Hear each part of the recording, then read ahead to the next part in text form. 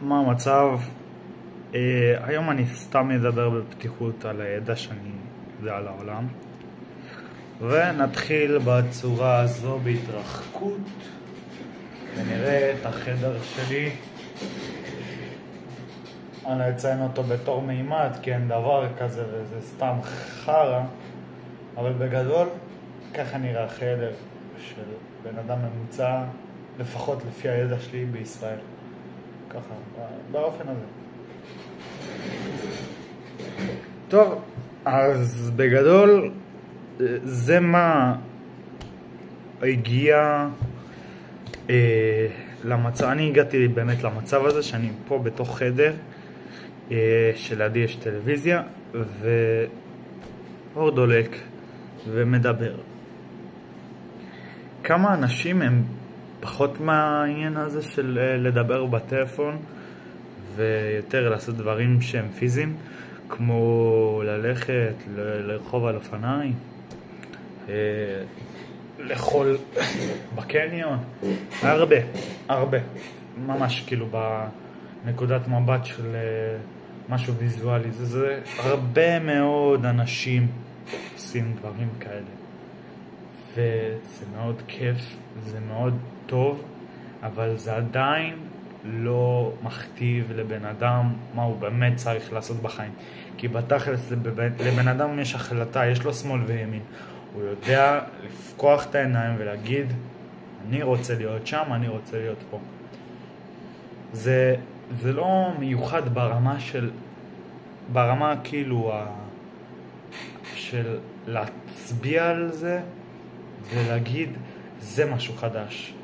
אז בגדול אני אשים תמונה של כדור הארץ עם האורות פה ממש בצד ימין שלי, ותראו שכדור הארץ יש לו כאילו עם כל האורות שהאנשים שמו, הוא מקבל גוון כזה שהוא קטמטם ולבן בחושך. זה בגלל שבני אדם משתמשים באור לבן שהוא די חזק והוא נראה לעין. מבחינה פסיכולוגית אור לבן מדכא הורמוני שינה והוא גורם לבן אדם אווירה של יום. מבחינה פסיכולוגית שבן אדם פעם אחת לא ישן בלילה, הוא יכול ליצור לעצמו מציאות שהיא גם לא תקפה לשינה בלילה, אלא גם הוא יכול לישון בבוקר, יכול לאכול גלידה בלילה, כל 3 בלילה, הוא יכול לעשות את כל הצרכים הביולוגיים והפיזיים שלו גם בלילה. בגדול זה לא משהו חדש, הרבה אנשים עשו את זה לאורך ההיסטוריה, למרות ההשקפה לא בריאה בתור חיים של בן אדם שהוא באמת חי בלילה. ובגדול יש אנשים שעובדים בעבודות ממש קשות שמאלצות אותם באמת להיות בלילה ולעבוד ולשמור על אנשים, ופה זה נראה שכבר הכתבנו פה איזה מין סוג של צורת חיים שונה מהרגיל שבן אדם עושה כאילו ביום יום בחיים שלו. בגדול כן, יש הרבה אנשים שגם עובדים בלילה משמרות ממש של ינשוף, איך שאומרים את זה, משמרות מאוד חשוכות, ובגדול זה מה שנותן לבן אדם נטייה לחשוב שהוא חי ביותר שונה, גם כאילו לפי הנראות הפיזית, לפי הנראות הכללית שבן אדם חי בלילה, זה כאילו ממש הרגלים שונים בין הלילה לבוקר. אבל זה עדיין לא נותן לבן אדם לחשוב שהוא באמת עושה משהו שהוא שונה מדי מבן אדם אחר בתור אופן רגיל שהוא חי. אז בגדול כן, זה עדיין שונה, אבל בכל זאת צריך למצוא משהו שהוא ביותר שונה שנגיע אליו בהיגיון. אז בגדול בן אדם יכול לעשות הרבה דברים. הוא יכול להיות אסטרונאוט אם הוא ירצה בעתיד, הוא יכול להיות קב"י, הוא יכול להיות בן אדם שיהיה גם מחוץ לכדור הארץ וגם בפנים של כדור הארץ, כאילו עם כל הקושי וזה, אם בן אדם מצליח לעשות דבר כזה, הוא בירח. והעתיד מראה שנעשה הרבה טיסות לירח, לפי העדכונים של נאס"א וכל גורמים שמבינים בנושאים האלה, והם יכולים להגיד שהטיסות לירח יגדלו, ומנסים להקים חיים במאדים לפי מי שיודע בכתבות וכל זה, רוצים להקים חיים במאדים. אז פה כבר אנחנו מעבירים צורת חיים מאוד שונה, שבן אדם לא חי בבוקר ולא חי בלילה, וכבר הרגלים הפשוטים שבן אדם מעביר לעצמו והעביר לעצמו באורך ההיסטוריה הם כאילו לא ממש חדשים. וכן, אנחנו שומעים על טיסות לירח וטיסות למאדים.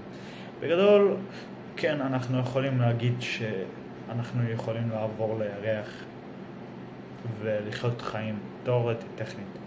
כאילו אנחנו יכולים ללכת לירח ולחיות שם חיים שונים לגמרי מכדור הארץ. יש הרבה אנשים שרוצים לעשות את זה, מעבר לעניין שפשוט אפשר, הם רוצים, הם אוהבים לשמוע על הדברים האלה, ויש אשכרה תרבות שלמה שאנשים שרוצים ללכת לירח או למאדים, ואומרים אין לי בעיה עם זה, ממילא אני חי חיים שם כאילו לא כביכול בנורמה, או כביכול בחיים נורמליים. אני רוצה לנסות משהו חדש, אני רוצה גם לא כל כך הוא אומר את זה, אנשים שאומרים שהם רוצים לטוס לירח, הם אומרים את זה בגסות, הם יכולים לטוס לירח והם יכולים לחיות שם, אבל זה עדיין לא מספיק בהיגיון האנושי שאנחנו חיים, לא חיים שונים. חשבתי על הרעיון הזה, לחיות בירח, לא יודע, כוח המשיכה אולי קצת חלש, אולי המבנה הביולוגי שלי טיפה ישתנה עם הזמן, אבל זה עבור באבולוציה או בדורי דורות או במה שזה לא יהיה. וכשאנחנו חושבים על זה, כן, אז יש לנו אלטרנטיבות מאוד אקזוטיות, מאוד שונות, שאנחנו יכולים לחיות בכל מיני מקומות בעולם. אבל אנחנו עדיין רוצים למצוא פתרונות שונים ומעניינים יותר. אז כן, יש פתרונות. לחיות בחלליות שהן דווקא לווייניות ומחוץ לכדור הארץ, שכוח משיכה של כדור הארץ יסובב אותם ככה באופן ממש מעגלי. ככה אנשים חיים בתחנת החלל שמחוץ לכדור הארץ. כן, המשימה והחקר והאיכות של החיים שם, בן אדם באמת יכול לחיות שם בלי בעיה, כן? הוא פשוט, יש כמה איברים שבגוף האדם שהם יכולים להתכווץ בשהייה בירח, וגם הרבה קרינות שהן בחללית. יש הרבה קרינות שהן קרינה קוסמית וקרינה אלקטרומגנטית, שהן למעשה קרינות מאוד חזקות, שהן יכולות לפרק את המבנה הגופני של הבן אדם ולדכא לו הרבה הורמונים שהקרינה עצמה באמת תעשה לבן אדם לא טוב. השמש יכולה להקרין אנרגיה כרגיל, אבל בכל זאת יהיה עדיין קרינות שהן מאוד חזקות, שהן תוקפות בן אדם במהלך השהייה בחללית. אז מעבר לזה שזה לא כיף או כיף, אנחנו עדיין רוצים חיים שונים.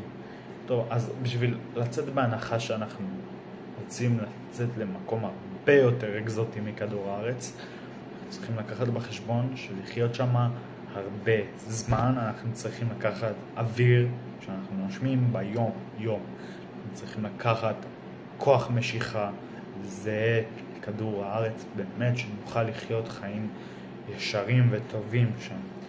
צריכים לקחת עלינו חליפה או משהו ירגיל את ההרגלים הביולוגיים שלנו לצאת ולשחק גם בכדורים אחרים. נגיד, אין כדור באמת חוץ ממאדים, שגם מאדים זה משימה מסוכנת, שאפשר להקים בו חיים. יש הרבה אלטרנטיבות לחיים, אבל הם רק בכדור הארץ, או באזור שיותר קרוב לכדור הארץ. אז כן, האזורים האלה הם לא הכי טובים למחיה של הבן אדם, הם לא הכי טובים, הם לא הכי ממש, הם לא הכי טובים, והם קשים באיזושהי מידה מסוימת. אז בגדול זה מה שנותן לבן אדם את המחשבה שהוא חי במשהו יותר אקזוטי.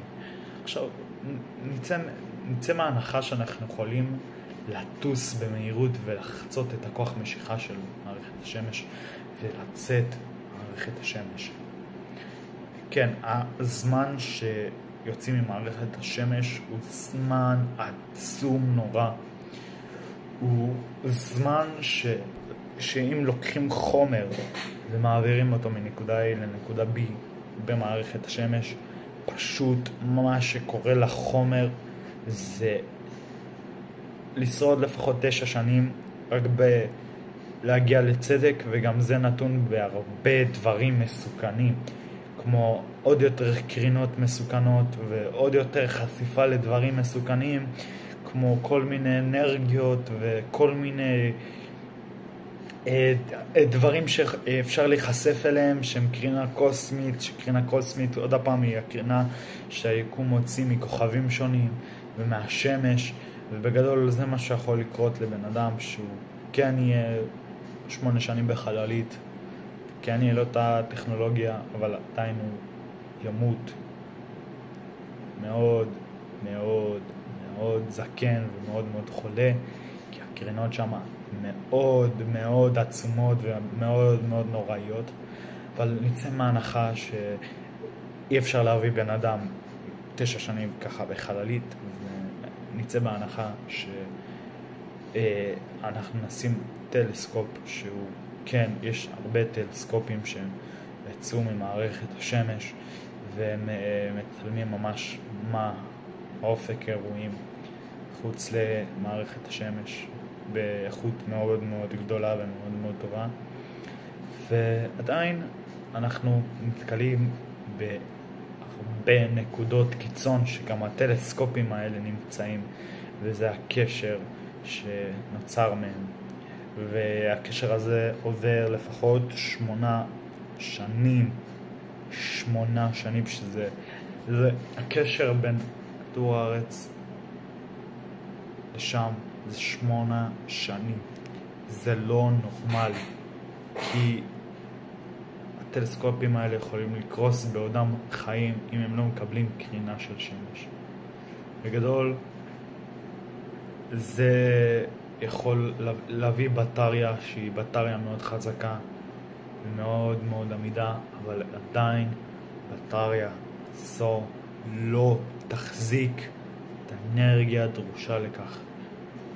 זה מההנחה שאנחנו באמת מתרחקים ממערכת השמש ומגיעים לאזור שהוא ממש אזור רחוק מהכוח משיכה של השמש, ורחוק מאוד מאוד מה9 שנים שחלפו של בן אדם בחללית והזדקן ומת, ואפילו טלסקופ יכול לעקוף אותו, אבל עדיין הטלסקופים האלה יכולים לאבד קשר עם הבן אדם. נצא בהנחה שגם עקפנו את זה והגענו ב100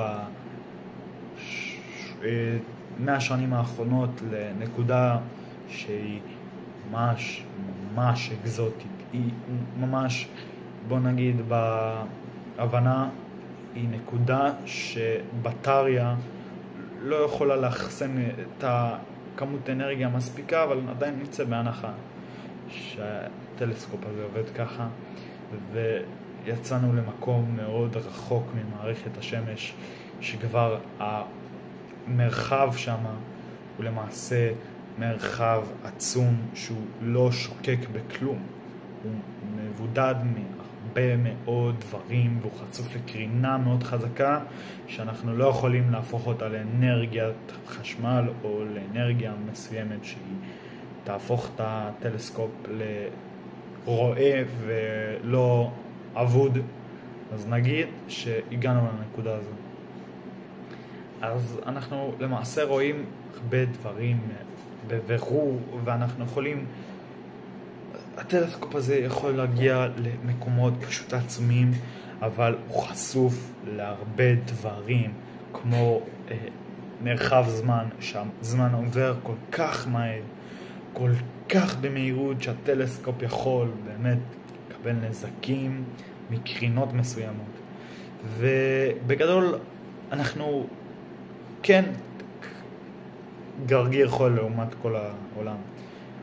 היקום, הקוסמוס או הלופ הזה של החומר והאנטי חומר, ונניח שהגענו באמת לנקודה כל כך ממש רחוקה שזה כבר שאנחנו מנותקים מהכוח המשיכה של מערכת השמש. אנחנו מגיעים לנקודות מאוד מאוד בלי פילוס ובלי הבנה, ואנחנו כן יכולים לראות דברים בצורה הרבה יותר אקזוטית, כן, החזר של אנרגיה מהשמש. ואני מניח שפה הטלסקופים של היום כבר לא הצליחו להגיע לנקודה הזו, כי אנחנו ממש במרחק של משהו כמו 300 שנות אור ממערכת השמש, ולשם שינוי אף טלסקופ להגיע למרחקים האלה. אנחנו מגיעים למרחקים של כוכבים חדשים, למערכות שמש חדשות ולדברים ממש ממש אקזוטיים. אנחנו יכולים לראות מערכות שמש מאוד חמות, מאוד רותחות, ואנחנו מצד שני יכולים לראות מערכות שמש מאוד קטנות. זה השאלה, לאן באמת הכוח משיכה ייקח אותך, איזה מערכת שמש, הכוח משיכה שלה ייקח אותך מאוד קרוב אליה. ונגיד אנחנו יוצאים בהנחה שאנחנו נכנסים למערכת שמש אדומה מאשר כחולה, שזה אומר שמערכת שמש אדומה היא הרבה יותר קרובה מהגל הנראה לעין האדום, כי ההפך, סליחה, אני ממש טעיתי, ממש טעיתי. הגל האור הנראה לעין הוא הכחול, ככל שגל אור הרבה יותר כחול הוא הרבה יותר חזק, משמע שאתה יכול לראות דברים הרבה יותר בבירור מאשר היעדר של אור, שזה אנרגיה אדומה, ואנרגיה אדומה היא הרבה יותר חלשה מאנרגיה כחולה. כן, אז הגענו לנקודה שהאור הכחול הוא למעשה, אנחנו מתקרבים ואנחנו לאט לאט רואים כבר מערכות שמש, שזה משהו כמו 600 שנות אור מכדור הארץ, שזה ממש מטורף. זה בשנים רגילות לא בא לידי ביטוי שהחומר יגיע עד לרמה של כוח משיכה שיקח אותו החוצה ממערכת השמש, אבל בכל זאת הגענו החוצה ממערכת השמש והגענו למערכות שמש חדשות שהן כחולות, ולאט לאט מתקרבים ורואים את הדברים הרבה יותר בבירור. אנחנו נכנסים למערכת השמש הזו ורואים מה קורה ורואים איך זה נראה, ולמעשה אנחנו מתקלים במערכת שמש ענקית ובומבסטית שהכוכבים מסביב למערכת השמש הכחולה הזו למעשה כוכבים שחלה בהם כוח משיכה, אבל הם מאוד חמים ומאוד רותחים, והכדורים האלה צריכים להיות בין היתר ליד השמש הרותחת. וכאילו אנחנו מדברים בזמנים שיכול להיות שהבן אדם לא יהיה על כדור הארץ, או שיהיה רובוט, או אפילו לא בן אדם שהוא רובוט, או אפילו לא בן אדם שהוא בן אדם. זה יכול להיות על כדור הארץ שקיקות חיים מאוד גדולה, יכול להיות שיפגע בכדור הארץ הרבה דברים שיכולים להשמיד אותו מהמובן הכללי, שכמו מטאורים, שאם לא נמצא לזה תחליף או משהו שיכול להשמיד את המטאורים, להטיל על החומר שהמטאורים לא יודע, אנטי חומר או פצצת אטום או אנרגיית תאורה שישמיד את החומר והפוך אותו לאנרגיה הרחק מכדור הארץ, זה יהיה מצוין, אבל בכל זאת אנחנו עדיין בדוגמה של המערכת שמש הכחולה, אסור לזלוג פה מדברים. הגענו למערכת שמש ממש מרותחת והיא ממש גדולה והיא מאוד מסיבית, יש בה הרבה יותר יש הרבה מאוד חומר שם והרבה מאוד מסה, וזה מה שכאילו מאחד את המערכות שמש האלה שמאוד חמות, כי יש להם הרבה חומר ויש להם הרבה מאוד חומר שיכול להפוך לאנרגיה ולהקרין אותו לכוכבים אחרים. הגענו לאיזה כוכב שהוא די אקזוטי והוא ממש דומה באופיו לכדור הארץ, יכול להיות שהוא מאוד מצוין לחיים, יכול להיות שהוא לא, ויכול להיות שאנחנו הגענו לאיזה סוג של כדור הארץ חדש, קטן, טוב, יכול להיות שאין עליו חיים, יכול להיות שיש עליו חיים, וזה ממש ממש מוזר שם. אנחנו רואים נניח בויות של שמן שהן ממש דומות לחיים שהיינו לפני משהו כמו מיליארד שנה, וזה ממש חיים לא מפותחים מדי שאנחנו יכולים להגדיר אותם בתור מערכות לוגיות, מהכוונה שארבע חומצות אמינו שבונות את כל המבנים שלנו. למעשה זה כמו במחשב ש1 ו-0 יכולים ליצור תמונה, והרבה יותר 1 ו-0 יכולים ליצור תמונה של חיים שפם, והרבה יותר 1 ו-0 יכולים ליצור תמונה של חיים שפם, ועם כובע למעשה שם החיים הם לא מפותחים ברמה טובה, הם סתם הרבה עיגולים של שמן שמתפצלים אחת מהשנייה ויוצרים חיים באיזושהי צורה לא בסדר או לא נורמלית, אבל עדיין הם יוצרים חיים באיזושהי צורה. נגיד שהגענו לשם, אנחנו יצאנו פריירים שלא חיינו בכדור הארץ, כי אנחנו חיינו כמו טיפשים בשביל לראות איך זה קורה. בגדול זה מה שאני יודע בידע שלי, וזה לא פחות מלאכול שוקולד. אני גם אוהב לאכול שוקולד, אבל אני עדיין לא אוהב לאכול שוקולד בלי לחשוב. אז בגדול תודה חברים שצפיתם בסרטון הזה, יאללה ביי. תודה רבה שצפיתם ויאללה ביי.